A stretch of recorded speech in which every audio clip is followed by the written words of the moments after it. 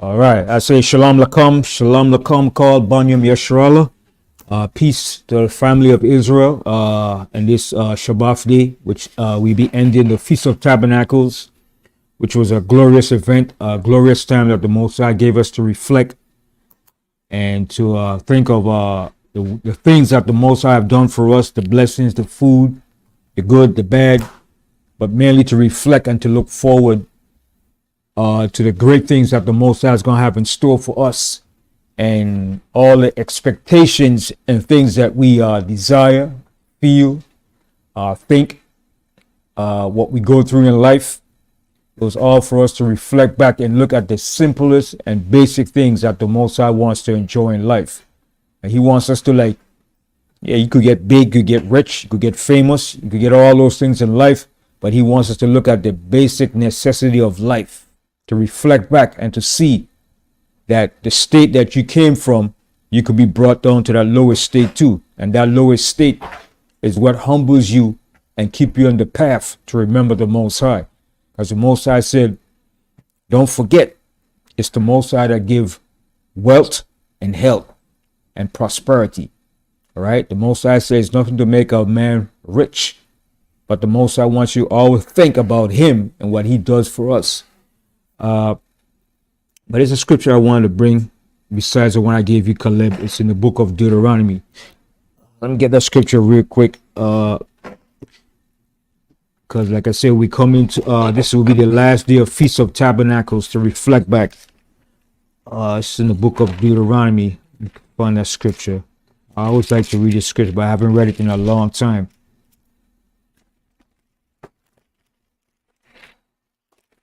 One second. Actually, give me 1 minute to find that scripture. I think Deuteronomy the 6th.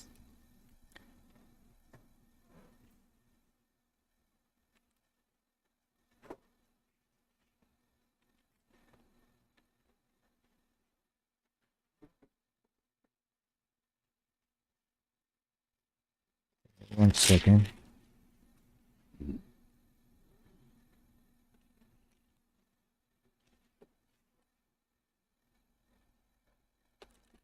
I think it's the 6th chapter. Somebody at the door. Yeah. Mm-hmm.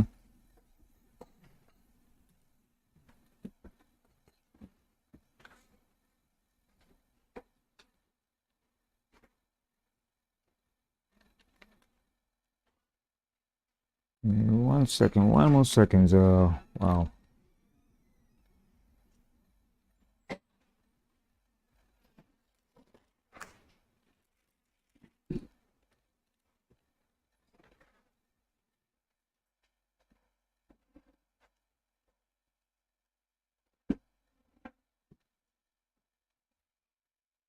Okay, yeah. Go to the book of Deuteronomy, the 8th chapter.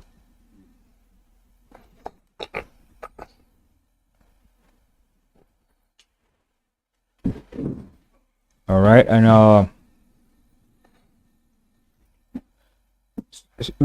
let's start from the Deuteronomy 8:1, and this is a reflection on the tabernacles and the Most High showing us how he humbled us.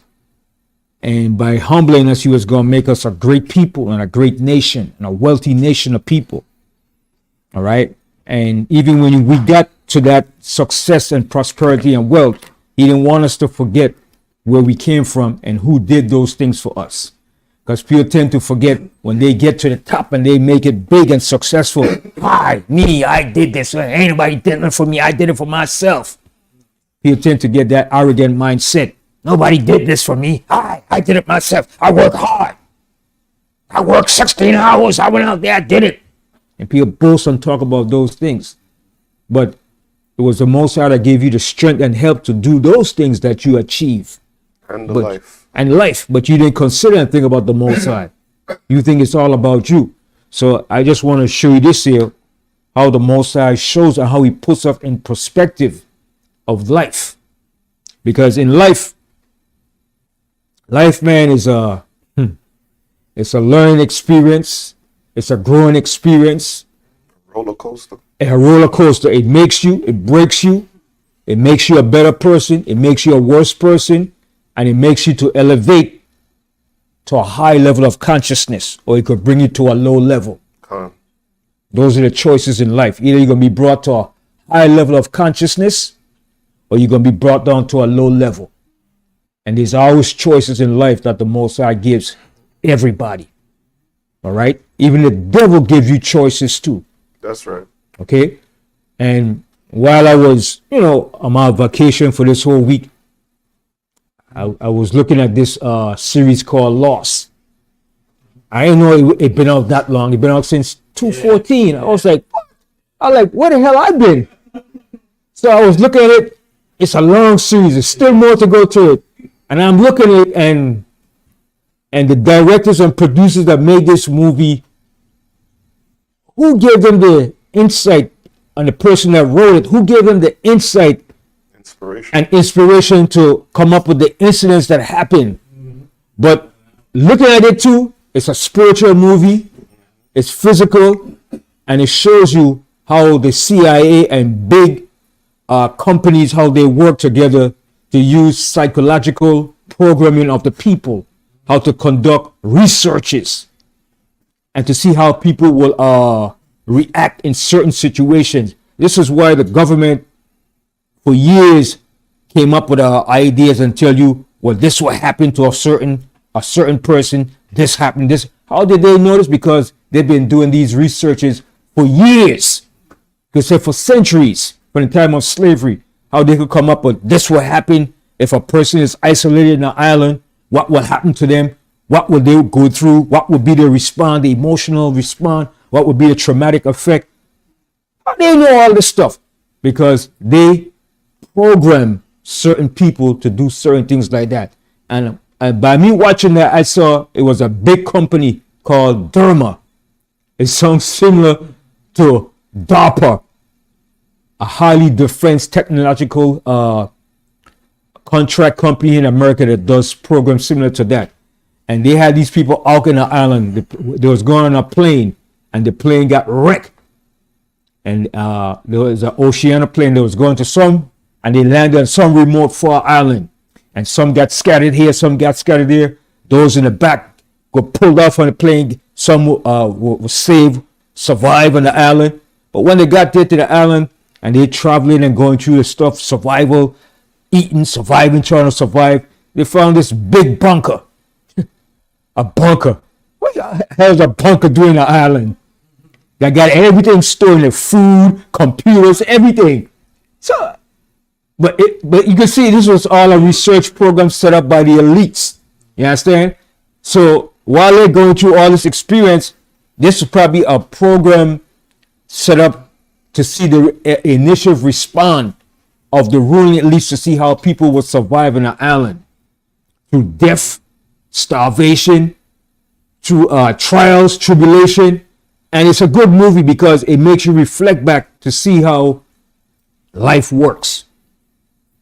Life is a cycle, man. So they were saying, was this a punishment against us for what we did in our past? You understand? So one guy, he was a doctor, and one, he believed in faith.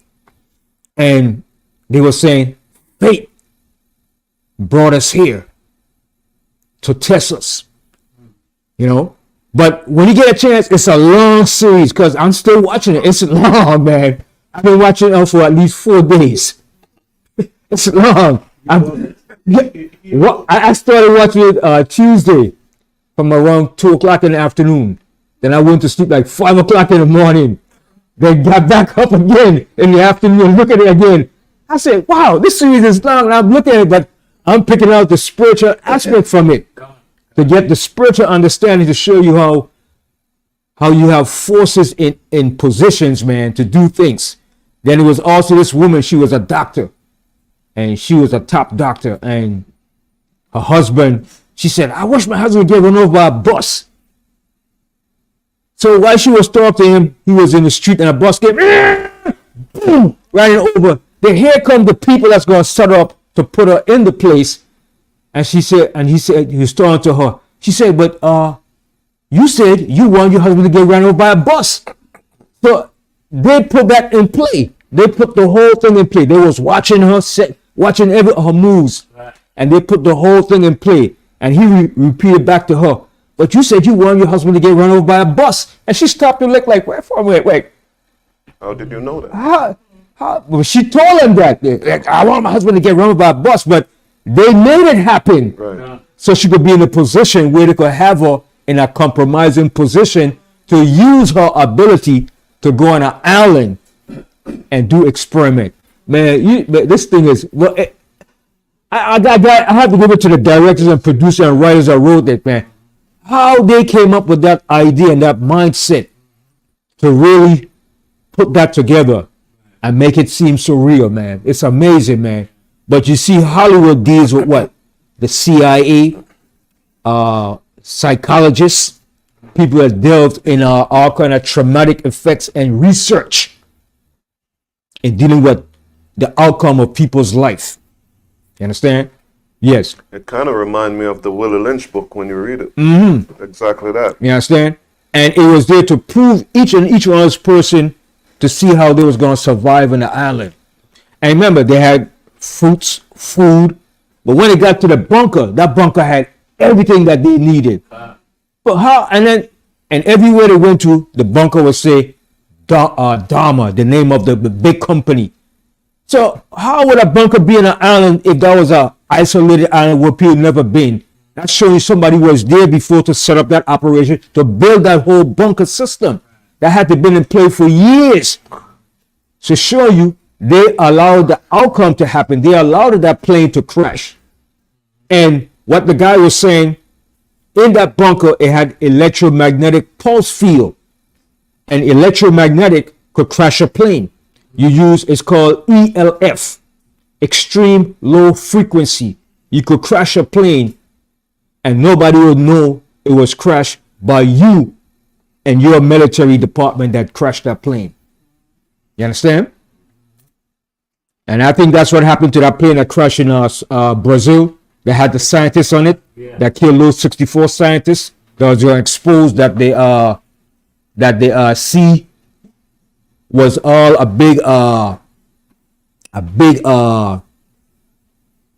sham and a hoax. The C-19. So it was, I think, 46 or 64 scientists that got killed. I think it was about 2 or 3 months ago in Brazil where that plane went down. They said the plane just was flying outside, just came down. They have the technology to crash planes. Okay, the military has it, the CIA, and that's what they use. Okay, and they've been using that for a good long time. And in that bunker, they had to touch the switch every 108 minutes. If they didn't do that, it will cause the system to go off. It will cause a reaction. The electromagnetic field will start pulling everything together. So when he didn't pull it, he tried to see, and then it started pulling off all the electromagnetic field. So one of the guy went down to the bottom and he had the key to turn it off, and it self-imploded. You understand? But the whole thing was rigged by electromagnetic field. So that, he said, when they landed there, he said, when did you land here? He said, September 24th, 2004. And that's when the system failed. So they was able to rig that plane through the electromagnetic powers, the ELF, the low frequency. But when you get a chance, look at that movie. But it's real good. I don't say it's a movie, it's a series, but it's long. It's long. You're going to be days looking at that thing, man. Days and hours, man. You know? But I was looking at it for the spiritual inside of it. Yeah. But it's real good. I'm still looking at it. You know what I mean? It's long. I didn't know it was that long. And it's been out that long. I was like, 2014? Yeah. I was like, where the hell I been? Yeah, that's over 10 years already it been out. Actually, I don't watch TV like that. But when I saw the caption 2014. I said, 2014? Where the hell I been? You know? But it's a long series, man. It's on Netflix. All right? So let's read this in Deuteronomy, the 8th chapter. All right? I did all that rambling. All right? So let's start on Deuteronomy, the 8th chapter. All right? This is the book of Deuteronomy, chapter 8 and verse 1. All the commandments which I command thee this day shall ye observe to do, that ye may live and multiply, and go in the process, and go in and possess the land which the other one swear unto your fathers. All right. So this is what the Most High was commanding us through Moses and Joshua. All right. Go ahead. And thou shalt remember all the way which the other one, thy power, led thee these 40 years in the wilderness. So it's the Most High that led us 40 years in the wilderness. All right. So when you up in a desolate area, our first response is like, what are we going to eat? What are we going to drink? You start to panic. Panic sets in. That's our first human reaction. When we don't have all the amenities of life. When you're brought to a point where your faith is being tested, your first reaction is panic, pandemonium. So the Most High led us 40 years in the wilderness. And why did the Most High led us 40 years in the wilderness? What was the purpose of that? Right. He brought us out in the wilderness 40 years to test us. Remember, everything in life is a test that you go through. Some you're going to fail, some you're going to pass, some you have to learn from it. All right, go ahead. To humble thee, and to prove thee, and to know what was in thine heart. See, and the Most High want to know what's in us. The Most High want to know if we have integrity towards Him, and faith and loyalty. Okay, go ahead. Whether thou wouldest keep his commandments or no. And he humbled thee, and suffered thee to hunger, and to feed thee with manna. See, and then He allows us to be hungry. Then in turn, He fed us with manna in the wilderness. Okay, go ahead. Which thou knowest not, neither did thy fathers know, that he might make thee known that man doeth not live by bread only, but by every word that proceedeth out of the mouth of the other one doeth man live. See, not just by the physical food that you eat, but by the words that comes out from the Most High. His words. Okay? His words have to be in your mind, your spirit, and your everyday daily process. Not just the physical food. All right? That's what He's showing us. Yes, Yahweh. Yeah. We lost that. Yeah, we lost that. The physical. Right. And We focus on. And that's what He's trying to bring us back to. You understand? Because in all the time, food is the answer to your problem. Sometimes you have to separate your mind and spirit to the Most High so He can work with you. Because the Most High has something in store for each and every one of us that we don't know.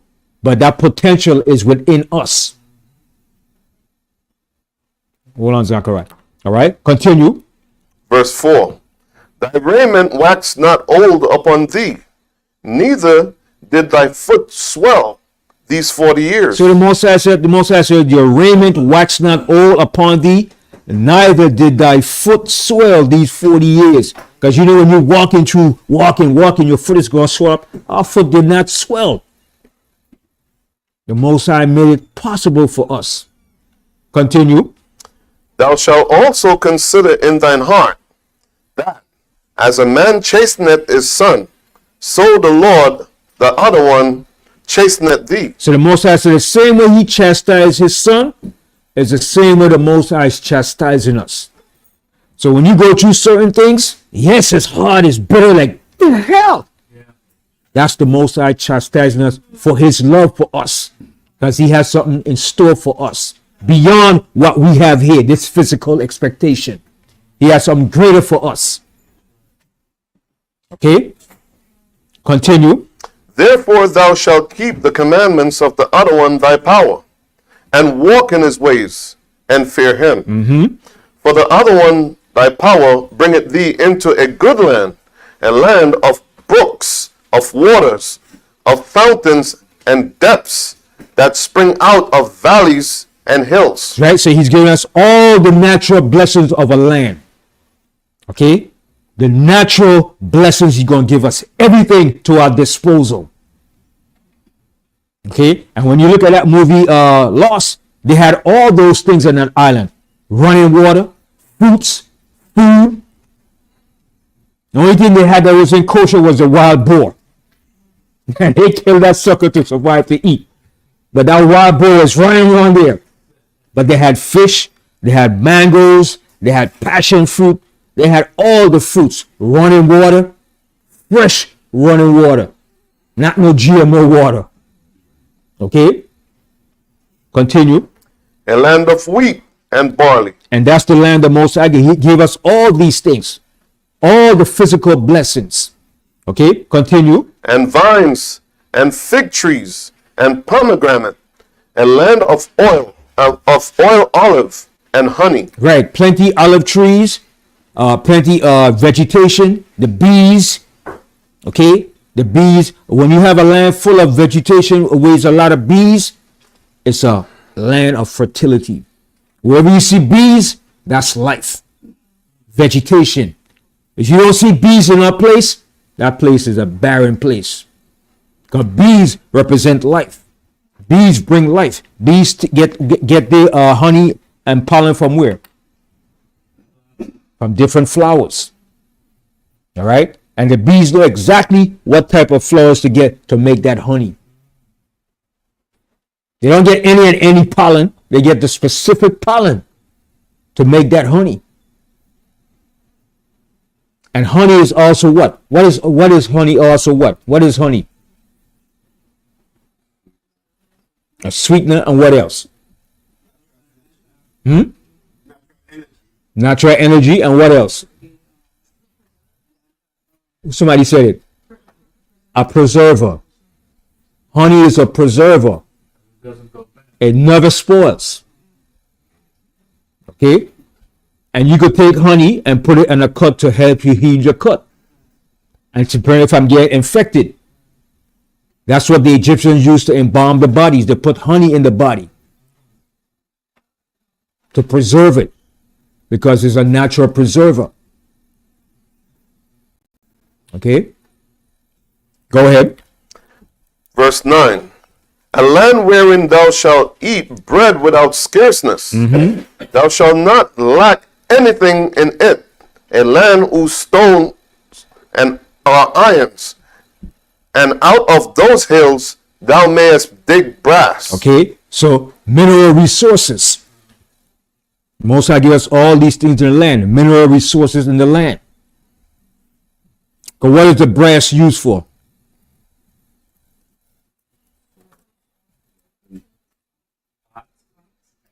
Right, to make utensils, weapons, farming tools. Okay?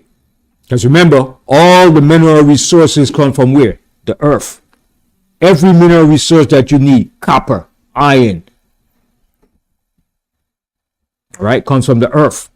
To make all these cars and all these things that they have, it comes from the earth, the mineral resources. All right, let me show that real quick. Hold that. I'm going to come back to this here. Let's go to the book of Job. I want to share something. And our foreparents knew about this. The prophets knew about this. Even before the white man came up with his technology and found out that the earth has all these mineral resources. But the white man loved to boast and brag. Oh, our technology. We found this. We discovered this. No, you did nothing. You only copied what the ancients left here. They only add to it. They only add to it. All right. Go to the book of Job.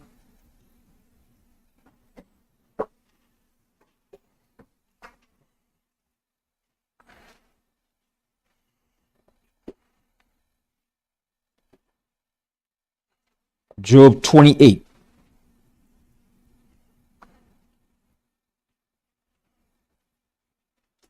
All right, Job 28, and read the first verse. This is the book of Job, chapter 28 and verse 1. Surely there is a vein for the silver. See what it says? Surely there is a vein for the silver. Okay, there's a place where that silver comes from. All right, go ahead. And a place for gold, and a place for gold, which is in the earth. All right, go ahead. where they find it. Where they find it, where they refine it. And they've been doing that for centuries upon centuries, even before the white man came on the scene. All Asian nations have been refining gold and silver. Right? Continue. Iron is taken out of the earth. See what it says? Iron is taken out of the earth. Iron in its raw form, in its raw material form, is taken from the earth. Then it's go through the process of mixing other components together. Then you form that iron. And the nation's been using that way back then. Way back then. They had iron chariots. They had iron weapons. All right. Continue. And brass is molten out of the stone. See, and brass is molten out of the stone. All this come from the rocks and the stones. You have to break up those stones to get those raw materials. Then you apply fire to it. You mix it with other mineral. You combine together, and then you start to melt it down. That's why when you're in school, they taught about chemistry, right? They showed you, they gave you a periodic table, right? Where do you think this man got that from? He got that from the ancient nations. But he brought it out to display it now to give us a more simplified understanding. But in that periodic table, he had all the different minerals and everything that you need from the earth. And he gave it a code name to it. Like for oxygen, what's the formula for oxygen? H2O, right? CO2. CO2, right? Yeah, right? So those basic things they taught us in school. So you will feel, where he got that from? Did he just come up with an idea? No. He copied that from the other nations that was before him. So he just brought it up and made it more simplified on a big chart to show you, look. So he could take the credit and boast about it. You understand? That's what he does. His job is a destroyer. He's contrary to nature. But he takes everything that's been there already and takes the credit. You understand? Yes. Plus he twists things around. He twists it and turns everything upside down. And he likes to do psychological programming of people. That's what he loves to do. A master of that, turns everything upside down. Manipulate. Yeah, manipulate the people in the earth to control the people and resources and the wealth of people. He's a master of disaster. That's why he's going to be destroyer of the earth. Okay, continue. He setteth an end to darkness, and searcheth out all perfection, the stone of darkness and the shadow of death. The flood breaketh out from the inhabitant, even the waters forgotten of the foot. They are dried up, they are gone away from men. As for the earth, out of it cometh bread. Bread. Okay, out of the earth come bread. How does bread come from the earth? Through what process? From the wheat, from the barley, from the rye, all the different wheat family. Okay, name some of the family that belongs to the wheat. Who knows them?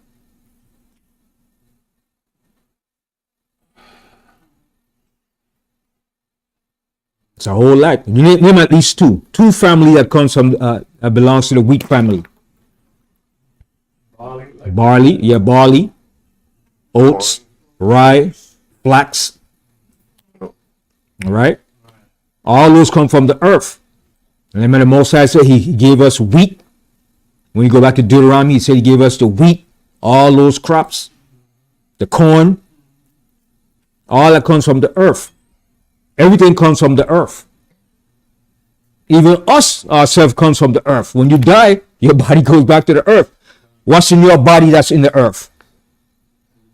All the minerals. All the minerals that's in your body is in the earth. showing you the Most High made us from the dust of the earth, which is what? Pigmentation. And when you look at it, the sun gives everybody what? Vitamin D. But the sun does what to the white man? It burns him up. So what is that showing you? He can't be the natural people. He can't be the original people. He's against it. If the sun is burning him up and the sun is giving each and everybody else vitamin D and is burning up, I mean something is wrong with him. So his idea of saying he's a superior race right there shuts down that whole notion. That shuts him down right there. How could you be a superior race when the sun that was made for all of mankind benefit is destroying you? Yes. And I was listening to a program with a brother and he was saying that the dust of the ground, that is a metaphor, that we were not taken from the dust of the ground. That just means that we were taken from a lower state. That means from a lower state too. But all you gotta do, all the minerals in your body is in the earth. Your body needs what? Iron, copper, calcium, and all. Where is that found? In the earth. So it's twofold. The Bible deals with symbolism, metaphor, allegories, dark sayings. Okay? So it is twofold. Parables. All right? Parables. Parables, dark sayings. Yes. You said something about they were saying that it came from a lower state and we came from the ground. There's a metaphor.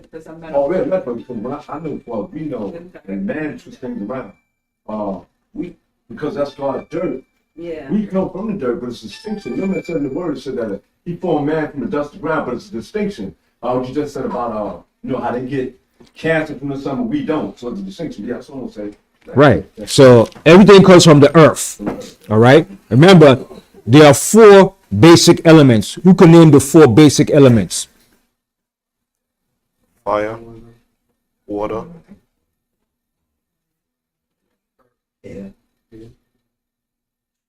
earth, and wind. Name it. The 4 basic elements. Name them. Water, air, and power. Well, probably just Wind. walk on, I'm gonna get one. Earth, water, fire, and air. Right? Your 4 basic elements. That's what controls and runs everything in life. All right? The earth, right? Foundation, all right? Water. How many percent of the earth is water? All right? The air and fire. Fire gives you also heat. All right? So those are the 4 basic elements. Also, what you was touching on just now, like when you die, what they said your funeral, ashes. It goes back to the dust. It decomposes.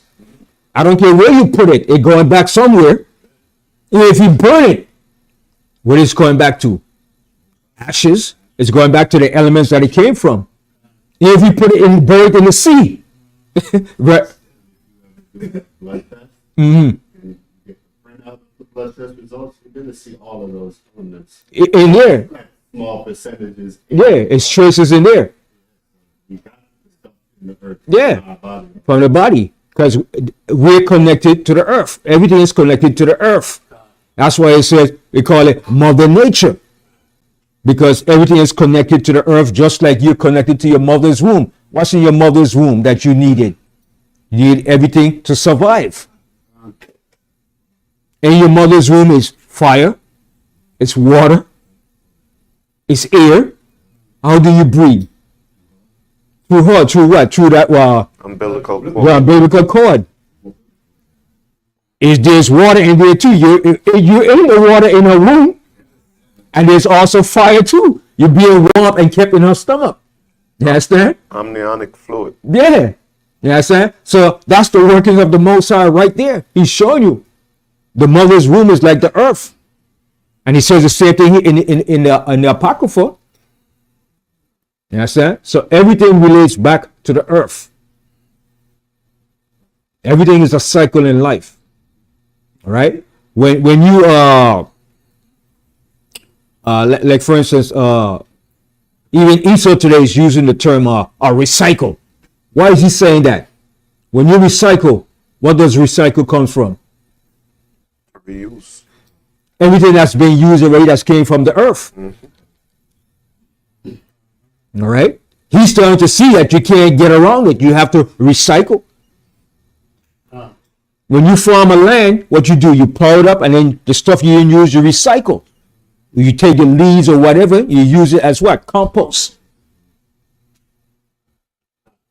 Even in the Bible, it says about going into the Jubilees, but in the 7th year, you're not supposed to pick the crops so that it feeds the earth. Right. It recycles right back into the earth. It goes right back into the earth, and it helps other fruits to grow up.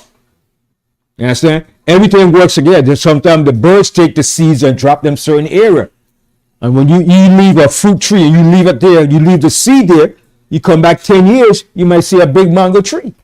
Okay, it takes at least 10 years for a mango tree to fully grow up and start bearing mango. I witnessed that with my father. My father said he planted his mango tree in the yard, and it took him 10 years to grow up to fully bring forth mangoes. He planted the tree himself. And he watched that tree grow up into a full-grown tree to produce mangoes. A Julie mango tree. Yeah. And their scientists say that Moses was about 1,000 years before Christ, more than 1,000 years before Christ. So all this information is 3,000 years old, and they're just trying to get with it now. Right. Recycling, yeah. And the Most High told us That. The Most High taught us all those things. At bad times, we saw it, but we didn't forget the full legit of it until afterward. But the prophets and them knew, the wise men amongst us, Solomon knew this. A lot of the wise elders knew about these things. All right, so let's finish reading this and then go back to Deuteronomy. This is the book of Job, chapter 28 and verse 5. As for the earth, out of it cometh bread, and under it is turned up as it were fire. So what's in the earth? Fire. And what else? It's something else that's in the earth that the white man found out. Oil. That too. It's a core. It's a core in the earth. It's a core of fire in the earth. Remember they showed that movie years ago when we were small? They tried to drill through the earth. They tried to drill down to the earth. And then it got so hot, they saw like a ball of fire. Yeah, there's a core in the earth too. You understand? He knows that. He knows that. This man knows a lot of things. The Most High said he's almost wiser than Daniel in his wickedness. But he researches things too. It's one thing about him. He's a man of the field. We are more cool. Like, now, why I'm going out diving looking for shark for what? I don't want to see how a shark eats. We ain't into that crap. He wants to see how a shark eats and how a shark lives. We're not doing that. You know what? We ain't got time for that. We want to see how a lion lives and how he destroys. Well, we ain't got time for that. We know what the lion's supposed to do. We ain't going to do all that stuff. But he does that. Well, I want to see how the serpent, when he bites, how many amounts of neurotoxin is in his bite. We don't care about that. He's measuring the amount of venom a snake has. He could tell you, well, this serpent, if his venom bites you, it could kill 20 people and 5 elephants. We don't care about that. We don't care about that. We're not going to mess with him. He's there. He's still stay there. We over here. We're not trying to figure it out. We ain't wasting our time, but he want to do that. He wants to tell you the nature of everything out there. Right. Because he's a man of the field. You understand? But Solomon knew about that, but he didn't go and mess with that. He knew about the nature of animals, and Solomon even told you about the psyche of men, how men operate. You understand? He understood that because the Most High gave him that wisdom. All right? So continue this and go back to Deuteronomy. Verse 6. The stones of it are the place of sapphires, and it had dust of gold. See? So all these things are in the earth. Sapphire, gold. Go ahead. There is a path which no fowl knoweth, and which the vulture's eyes had not seen. The lion's whelp have not trodden it, nor the fierce lion passed by it. Okay, okay. So from there, go back to Deuteronomy. I tell you what. Jump down here to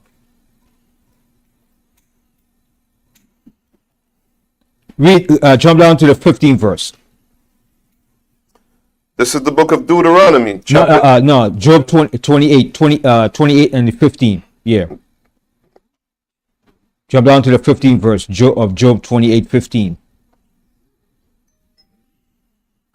This is the book of Job 28 and verse 15. It cannot be forgotten for gold, neither shall silver be weighed for the price thereof. It cannot be valued with the gold of Ophir, with the precious onyx or the sapphire. See now, how did Job know about these things? How do you know the earth had all these precious gems and mineral resources? All right, go ahead. The gold and the crystal cannot equal it, and the exchange of it shall not be for jewels or fine gold. See, and we used to use these things for fine gold. All the nations in the past used these jewels for fine gold. Onyx, topaz. All right, continue. No mention shall be made of coral or of pearls, for the price of wisdom is above rubies. So he's saying wisdom is far above all these things. But they knew about these things. Coral, where to get coral, right? Where does coral come from? Right, from the sea. All right, you have to get it from the reefs. Okay, go ahead. The topaz of Ethiopia shall not equal it. And where you get pearls from? From the oyster. Right, from the oysters. Yeah, you understand? So they knew about that, how to get pearls. Okay, continue. Neither shall it be valued with pure gold. Whence then cometh wisdom? And where is the place of understanding? So he's showing you wisdom over surpasses all of these things. But they knew about these mineral resources. All right, so go back to Deuteronomy.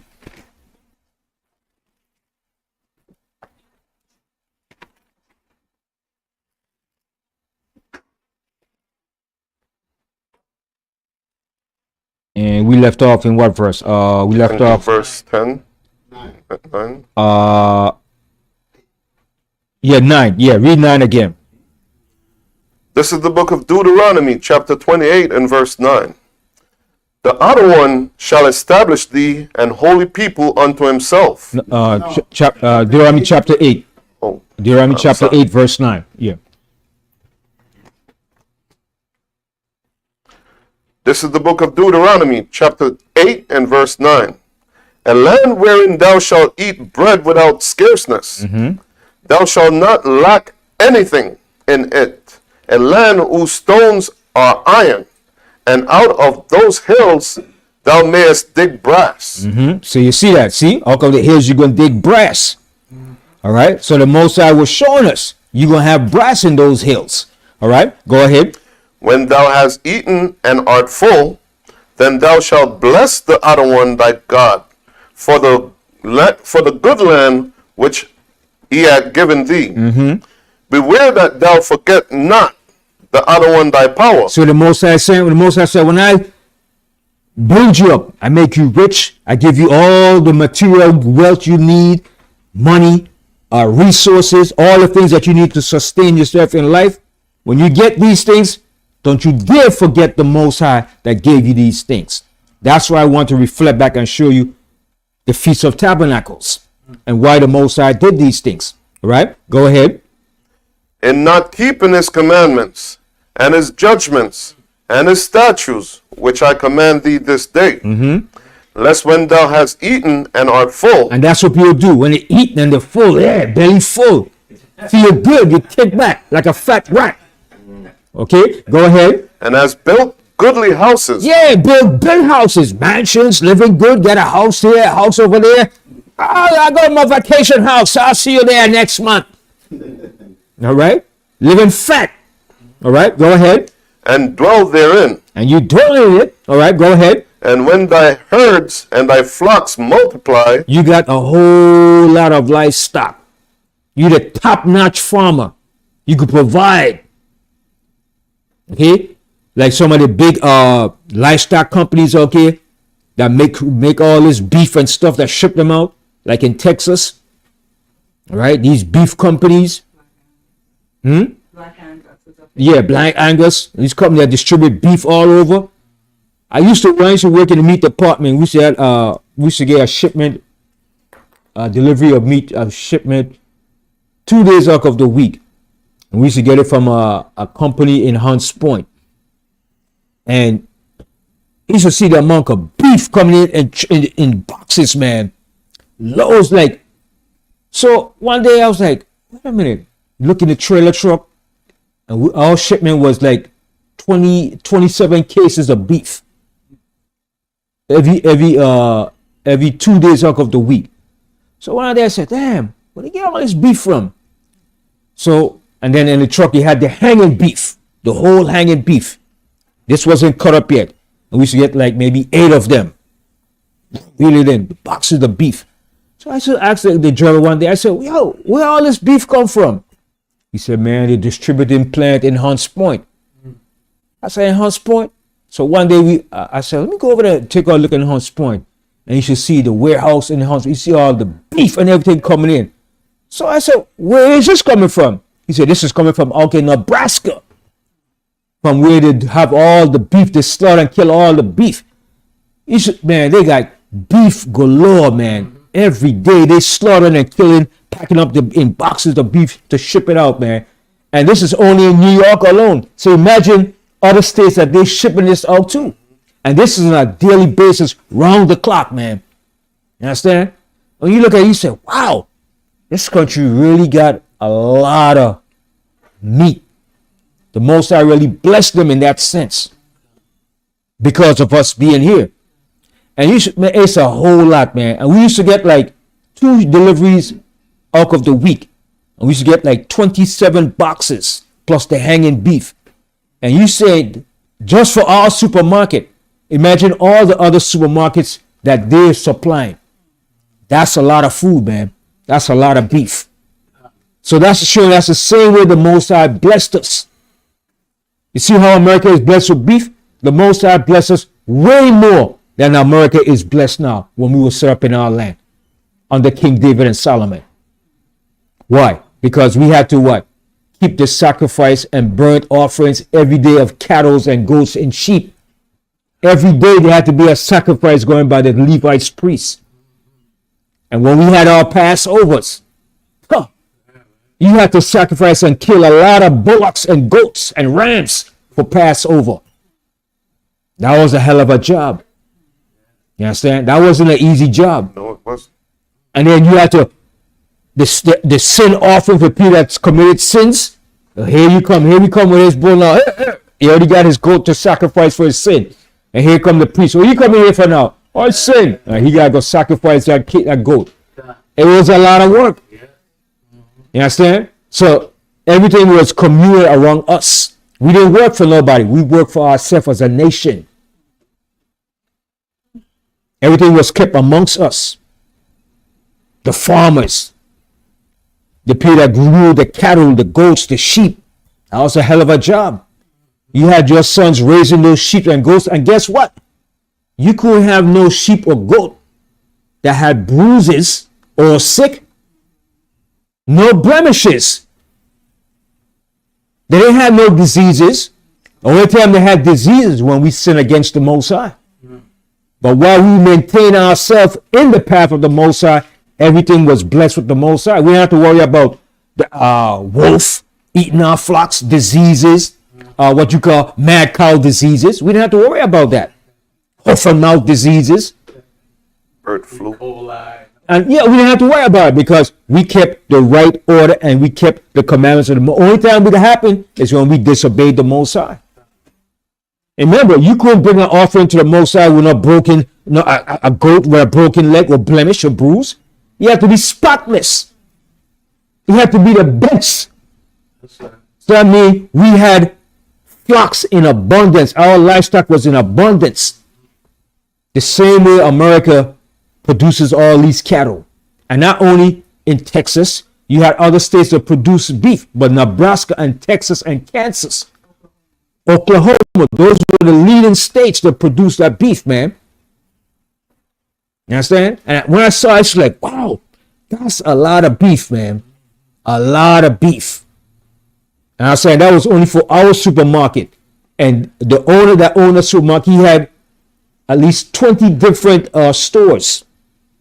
His name was Connie Dorso, an Italian. He owned that supermarket franchise. And he had 27 stores. And imagine that company supplied that beef to all his stores, plus other supermarkets in New York City. And that was coming in every day, round the clock, non-stop. You understand? That's a hell of a job. And when you go to Hunts Point and you see how they slaughter and killing all that beef that's coming in, it's a lot of work, man. You should see the line of butchers working there, man. A lot of work, man. It's a lot of work to run a nation, man. It's not easy. It takes manpower. It takes skills. It takes dedication. Right? And that's the same way the Most High set us up in our beginning stages. And we fell from that path.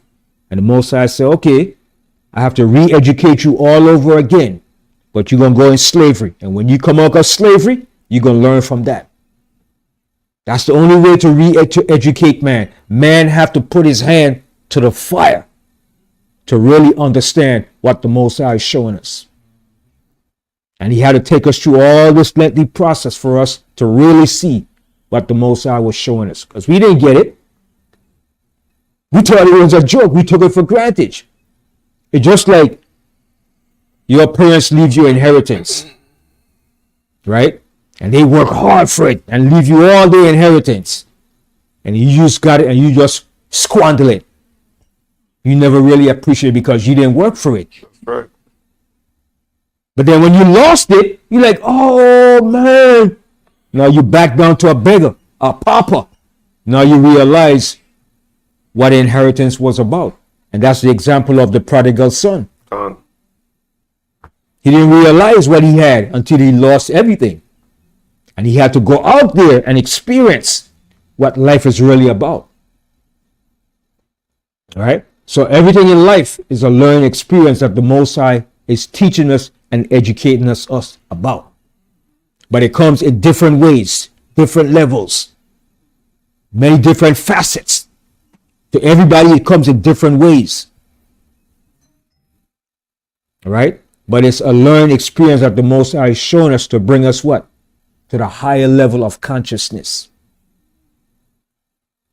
All right? But everybody has to go through their own trials and tribulation of life.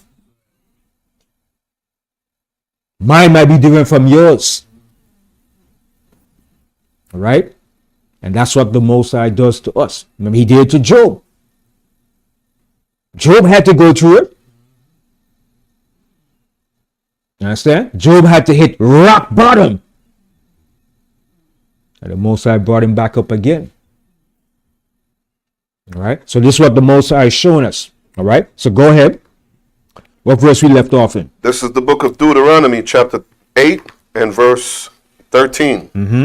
And when thy herds and thy flocks multiply, and thy silver and thy gold is multiplied. And when was this multiplied? Under Solomon. That was our greatest height of our kingdom under Solomon. All right, go ahead. And all that thou hast is multiplied, then thine heart be lifted up, and thou forget the other one, the Most High, which brought thee forth out of the land of Egypt, from the house of bondage. See, the Most High is real. I brought you up from the house of bondage, from the house of slaves, from the iron furnace.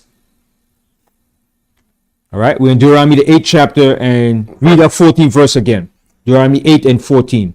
Then thy heart be lifted up, and thou forget the other one, the Most High, which brought thee forth out of the land of Egypt from the house of bondage, who led thee through the great and terrible wilderness, where fiery serpent and scorpion and drought, where there was no water, who brought thee forth water out of the rock of flint, who fed thee in the wilderness with manna, which thy fathers knew not, that he might humble thee. See, and that he might humble us.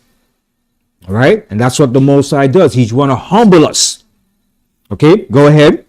And that he might prove thee. See, and he want to prove us to see what we're made of. Remember the scripture said, acceptable man is tried in what? In the furnace of adversity.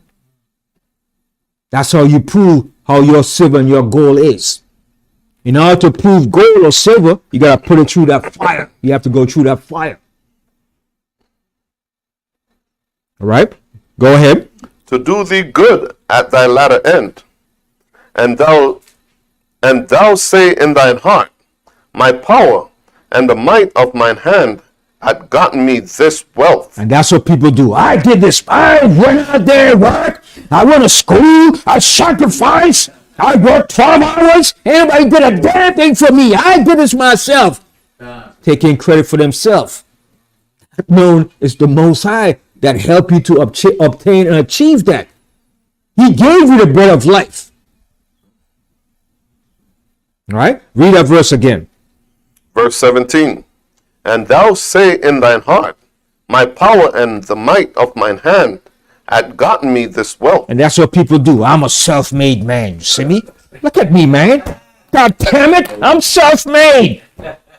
Nobody did nothing for me. I did it myself. God, where was he? You make mockery. Where was he? He wasn't there when I was rock bottom. And people do stuff like that. Now look at me now. I'm a self-made man. What you want? You want a house? Give them that house. What you want? And they boast about their wealth and their status. Okay? Continue. Verse 18. But thou shalt remember thy power, the other one, for it is he that giveth thee power to get wealth. See, it's the Most High that gives you power to get wealth. He gives you that life and strength and that breath of life to obtain that wealth. Because the Most High can say, oh, okay, take your breath. The Most High can just squeeze a button and take your breath out. The Most High said, man is like a grass that withereth. Man ain't nothing. The Most High said, man is like a candle that blows up. You blow up a candle, that's man. And he's finished. Okay? But the Most High have to suffer to see how proud we could be. And we haven't done nothing for ourselves. We can't even make ourselves. We don't even know how the hairs on our head grows or whatever anything does. But we so prideful. All right? And most likely just withhold oxygen and we all die. Yes. I was watching the other day in my class, the doctor, he was saying, and this is a learned doctor for years, said he still can't understand the four chambers of the heart. You can't, right? And he studied medicine. Studied so hard, went to Harvard, it was just a seminar, and he's saying the four chambers of the heart, the right, he still cannot understand the connection and the level and the ways up to this day. Yeah. The Most High is something the Most High made this. Your body is the greatest creation that the Most High made. Okay? Your body is it's a hell of a machine the Most High put together, man. And that's why he said we have to take care of this temple, man. He said he that destroys temple, he shall destroy. Yes. I found out recently that the liver is the only organ in the body that can rejuvenate itself. The liver is the only organ in the body that can rejuvenate itself. And the importance of the liver in the body is to clear out Toxins. from the body. It has a very serious job. And the Most High did that. And that's why David said, I was wonderfully made. David praised the Most High for what he did. Let me read that. Read's going to come back to this here. Go to Psalms. For that same verse. Uh-huh. For that same verse. Psalm what? 118, 24, please. What's the other one you made? No, it's I think it's Psalms 139. 130. Yeah, 139:14. 14, Yeah. And David is a hell of a man, brother. When David spoke and wrote to the Most High, man, he devoted his whole mind and spirit in speaking and writing about the Most High and describing in details the Most High, the things that he have done and what he's shown us, man. All right, Psalms 139, right? 14, right? Actually, start from 13, yeah. This is the book of Psalms 139 and verse 13. For thou hast possessed my reins, and thou hast covered me in my mother's womb. So he said, you have covered me in my mother's womb. Meaning the Most High was protecting him in his mother's womb. All right? And that's why even Jeremiah said, he said, Most High said, I have known thee from the time I was in the womb. From the womb. You understand? I'm going to get that too. I haven't read in a long time. But Most High, Jeremiah said, how you know? Most High said, listen, man, I have known you since the time I put you in the womb of your mother's belly, man. All right? Yeah, who fashioned thee? Yeah. Yeah, the Most High, man. Well, I don't know why people say they're atheists, man. I don't know, man. That's crazy, man. A fool. That's what they are. A fool, man. All right, go ahead. Verse 14. I will praise thee, for I am fearfully and wonderfully made. So he said, I am fearfully and wonderfully made. Wonderfully made. The Most High made us in that womb, man. Okay? Liquid. And what you call an egg. A so-called embryo met together and form life. And in that sperm is what? Water, fire, everything. And when it hits and connect to that embryo, or that what they call egg, it just start to ignite and start forming life, man. I have shown a video of the sperm meeting the egg and a light. A light, that's fire. comes around it. That's that fire surrounding it, man. You understand? And they amazed at that. Where the hell that eminent glow comes from? They can't understand that. All right. So David said, "I was wonderfully made." Go ahead. Marvelous are thy works, Marvelous is the Most High work. Go ahead. and that my soul know it right well. My substance was not hid from thee when I was made in secret, my curious wrought in the lowest part of the earth. Thine eyes did see my substance, yet being unperfect, and in thy book all my members were written, which in continuance were fashioned, when as yet there was none of them. How precious also are thy thoughts unto me, O power! How great is the sum of them! If I should count them, they are more in number than the sand. Then when I awake, I am still with thee. Surely thou wilt slay the wicked, O power. Depart from me, therefore, ye bloody men. All right. That's it. All right. So David said he was wonderfully made by the Most High, man. Okay. And he knew that was the Most High that made in the womb.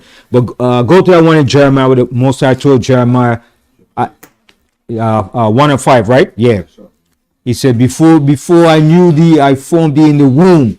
What chapter? Is it? Jeremiah chapter 1. And read the 4th verse. Yeah, Jeremiah 1 and 4. This is the book of Jeremiah, chapter 1 and verse 4. Then the word of the other one came unto me, saying, Before I formed thee in the belly. So the I Most knew High thee." said, before I formed you in the belly, before you was even a thought in your mother's belly. Go ahead.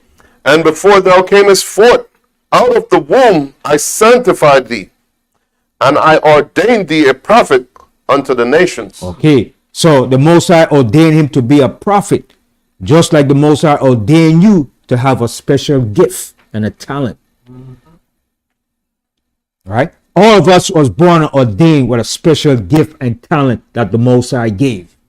You have to tap into it And according to this scripture, it's before you was ever before you're even born. And then when you come out in the flesh, you start to recognize what the Most High gave you, your gift or talent. Never forget that. All right? Yes. David said that, just read where he said, when I wake up, I'm with thee. Mm-hmm. It's a beautiful, David said when he wakes up, he's with the Most High, feel his presence, his spirit. It's a beautiful thing to wake up and feel that The presence of the Most High. presence of the Most High, man. That spirit, that's what we need, man. Yeah. You understand? And that spirit will always be with you once you always strive to stay connected with the Most High. You understand? No matter what you're going through or how you get down in life, stay connected with the Most High. Some of us might have to do that walk by ourselves, but sometimes it was meant to be. Okay? And whatever happened in your life is all part of your experience for growth.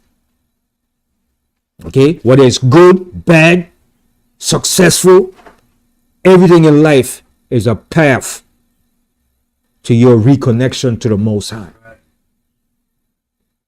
Ain't nothing is a coincidence in life, man. Some people say, "Oh, it's a coincidence." Sometimes it's not really not a coincidence, man. 46 and 10 tells you it's not coincidence. Read it. All right.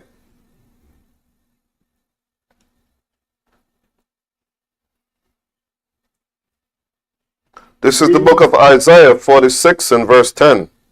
Declaring the end from the beginning, and from ancient times the things that are not yet done, saying, My counsel shall stand, and I will do all my pleasure. See, and the Most High gonna do all His pleasure.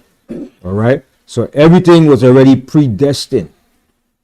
We just have to go through it. Yes, Zachariah. Like I said, even some I read most of them. Everything happened for a reason. Place as well as the season. That's right. Everything happened for a reason. Sometimes it could be your doing, okay, but it happened for a reason. It's happened to educate you. All right. Everything is about spiritual growth. Spiritual growth. All right. So let's go back to Deuteronomy and what time is it? And wow. Sometimes you got a class set up and that's not the way it's supposed to go, boy. But it's all the spirit and the spirit of the Most High, man. All right. So go back to Deuteronomy, the 8th chapter.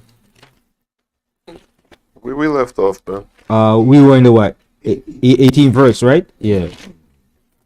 This is the book of Deuteronomy, chapter 8 and verse 18.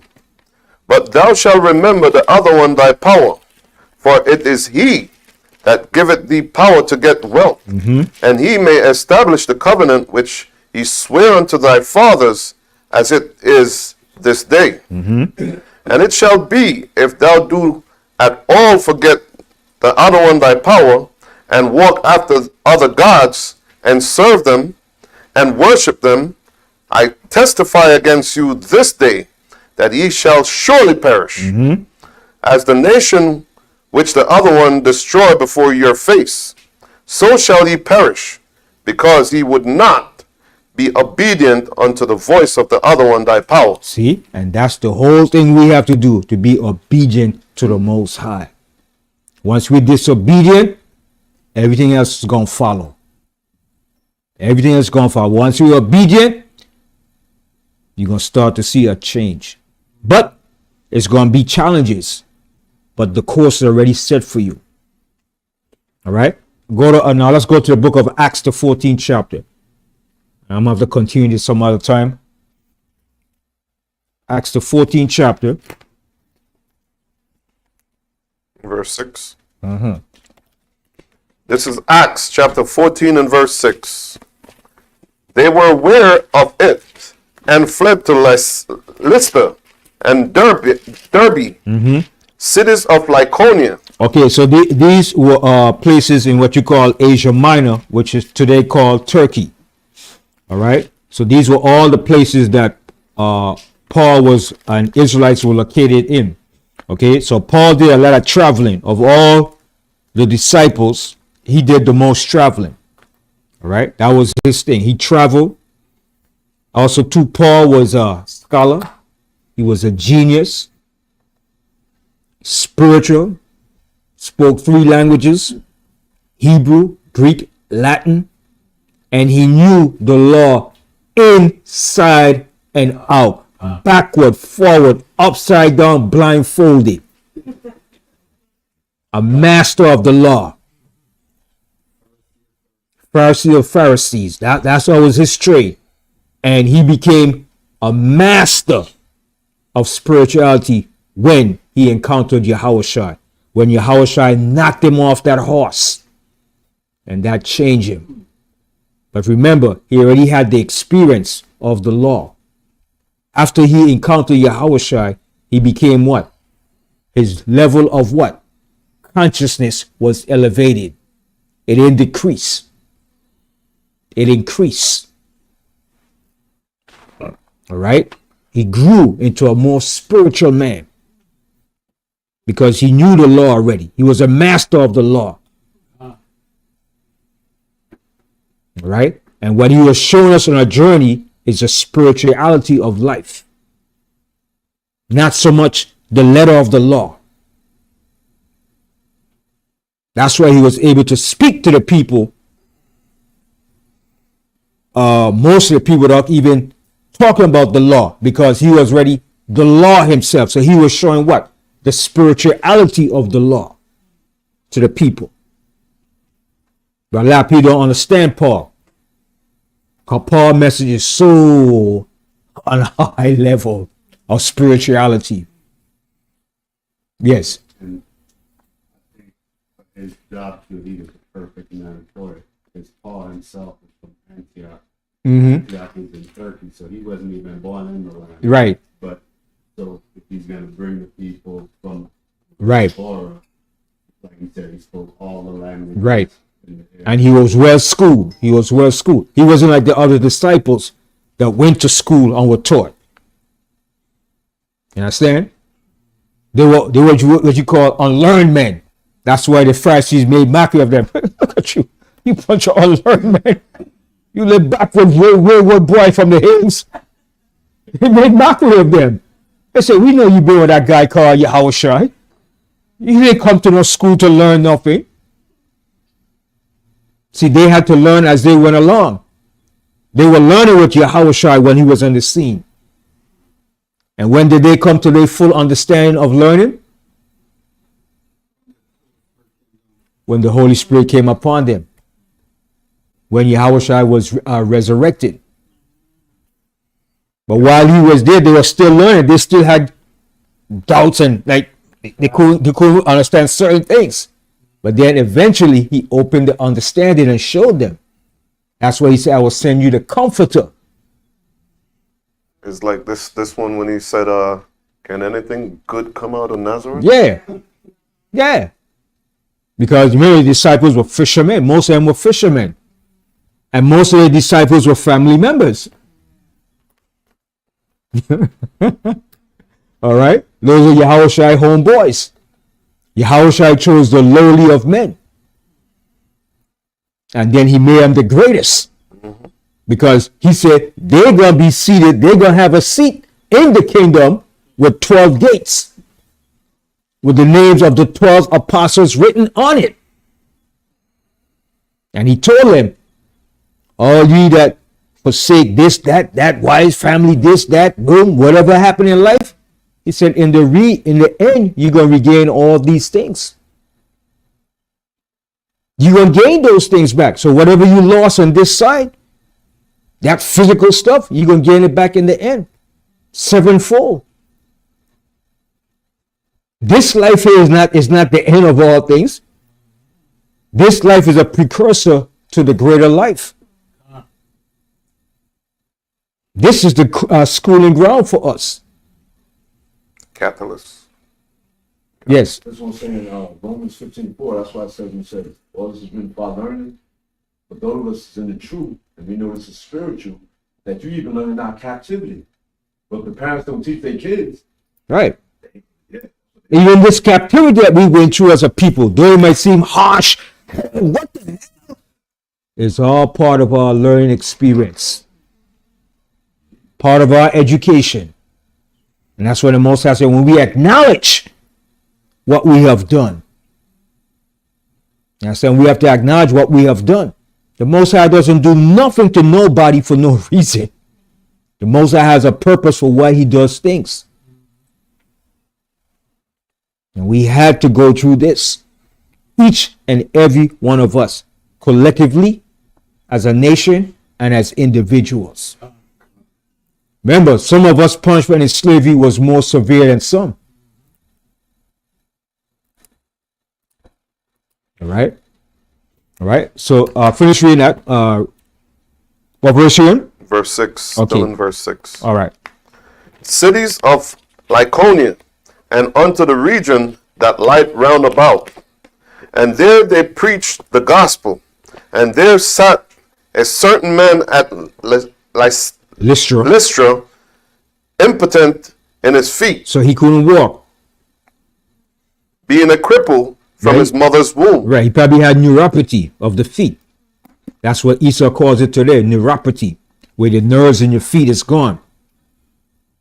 There's no more nerves, and so you can't walk. You become crippled. All right. So Esau found out all these scientific names for all these diseases or ailments, because that's what he specializes in. That's his thing. All right. To every disease, he has a scientific or medical name for it. In All right. Latin. In Latin. Yeah, in Latin. Everything goes back to Latin. Showing you that they're the Romans. They're not hiding it. They're telling you, we are the Romans back here again. All right. Khan. Go ahead. Being crippled from his mother's womb. See, from his mother's womb, from the time he was born, he was crippled. All right. Go ahead. Who never had walked. Mm-hmm. The same heard Paul speak, who steadfastly beholding him and perceiving that he had faith to be healed. Now check that out now. He believing, he had faith just by hearing Paul speak. Now that's some strong faith. He didn't see no medical healer, nothing yet. But he heard Paul speaking. And he believed. So that's why I said my top of my class is faith is the ultimate weapon of choice. Your faith is the ultimate weapon of choice. All right? Continue reading on. Verse 10. Said with a loud voice, stand upright on thy feet. And he leaped and walked. So Paul said, listen, man, stand up on your feet, man. And when he heard that, he stood right up, man. All right? Go ahead. And when the people saw that Paul had done, they lift up their voices, saying in the speech of Lycaonia, the gods are come down to us in the likeness of men. Now check that out. Why did they see Paul as a god? His faith, he saw he Okay, his faith. But we are the gods here in the earth on a low level. But when they saw what he did, they're like, what the heck? They saw that power. And guess what? All of us have that power. We have that power within us. We just have to tap into it. We have to tap into it. We have to find what rightfully is our destiny. Yes. When some of the preachers in the churches say to get up, you think some of them really did have that problem? Maybe some using the left hand side too.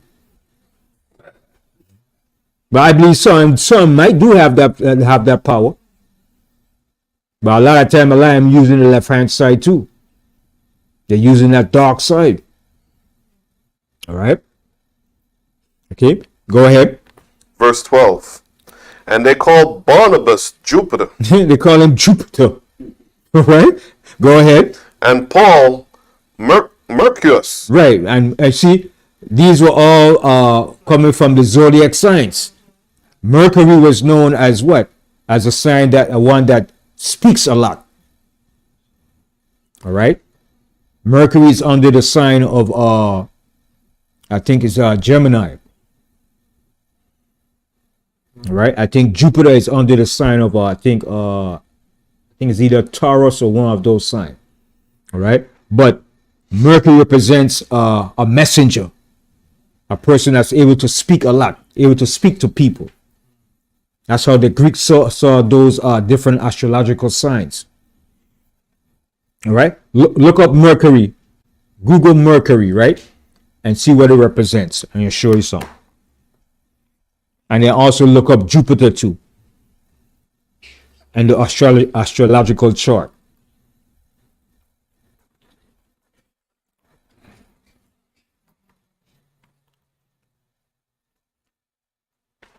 Mercury.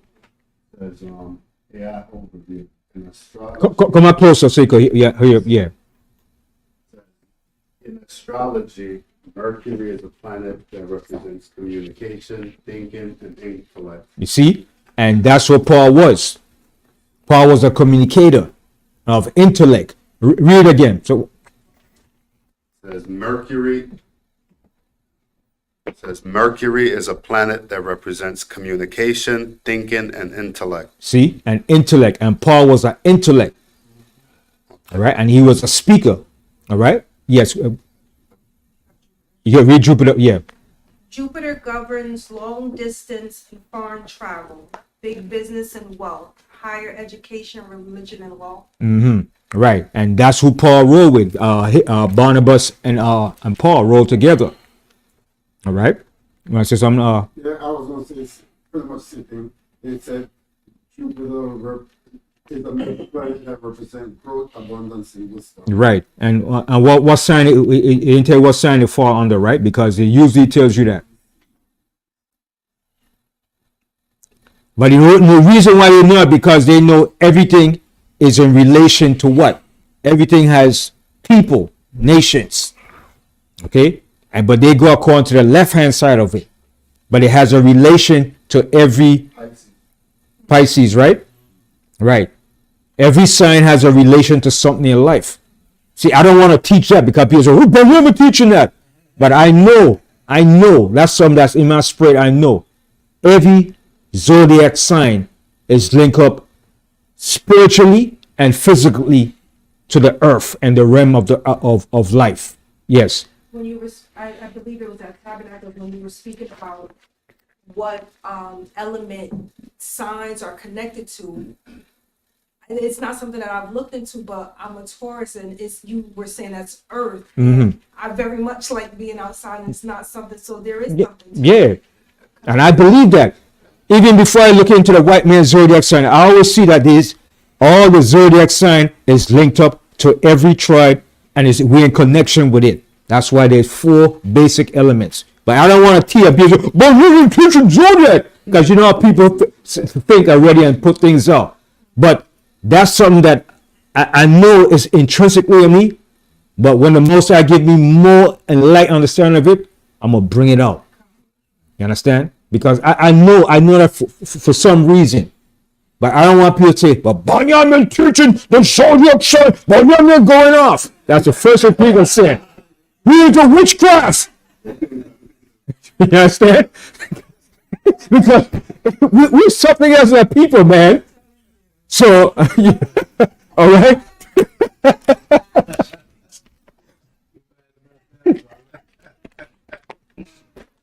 All right. So let's continue that. All right. So what verse you read up there? Read the 13th verse again.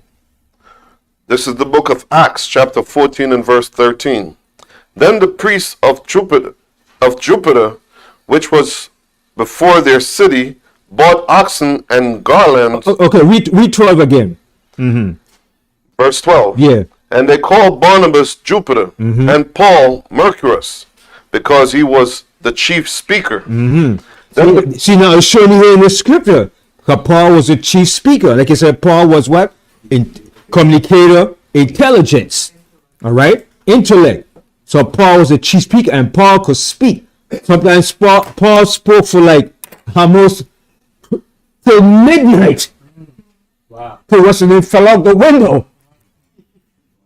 All right? Paul spoke for hours, non-stop. All right? And Paul could communicate. He could persuade you to. That's why Felix said, damn, Paul, you almost persuaded me to be a Christian. Paul was rapping. Paul was like bringing it, dropping wisdom, man. He was like, damn, Paul, you almost persuaded me to be a Christian. It's learning has made thee mad. From books. Paul is not easy. Nah, He's not. he's an intellect. He's a genius, man. Paul was a genius, man. That's why even Peter came back and said, look, listen, some of the things that Paul wrote, it might be hard for you to understand. Don't get caught up into it because you're not ready for that. But Peter understood that. Peter understood Paul's gift. And Paul understands Peter's gift. Paul understands that Peter, James, and John were what? The foundation. They were the pillars of the church. He knew that. Right? And Peter understand that Paul had a different mission. And he knew what their mission were. They didn't go in conflict with it. They understood that.